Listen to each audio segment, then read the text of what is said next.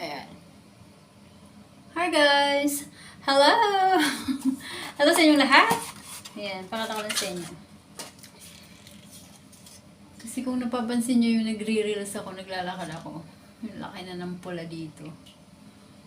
Dito, tapos nag-umpisa na siya dito. Ano yun sa kakalakad ko sa init?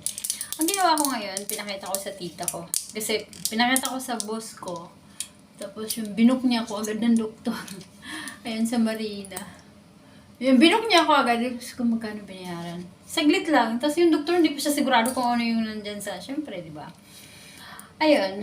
Binayaran ng amo ko yung doktor. 350. ID. Tapos, bigay ng cream. Hindi na kontento yung amo ko doon sa cream. Wala. Pinalitan ulit niya ng cream. Tapos alam niyo yung ginawa ko. Pinakita ko sa tita ko. Sabi ko, wala kaya yung mukha ko, tita. Tapos yun, sabi ng tita ko, ay naku, day, barley mo lang yan. So, naisip ko, ang dami kong capsule. Sabi ko nga pala, no?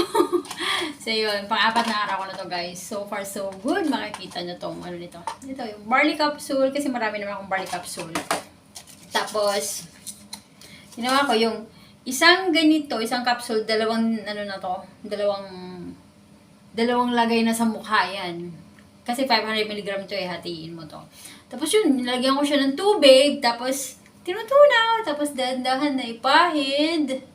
So, ayun. Tapos ito, inumin ko na. Kasi katatapos ko lang eh. Ayan.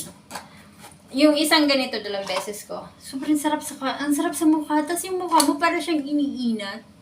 Tapos alam niyo, pag binalawan niyo ito bukas na, binabalawan ko siya kinabukasan ng umaga, halos 8 hours mahigit eh. Sobrang ang smooth, ang ganda sa mukha. Kaya yun. Yun nga.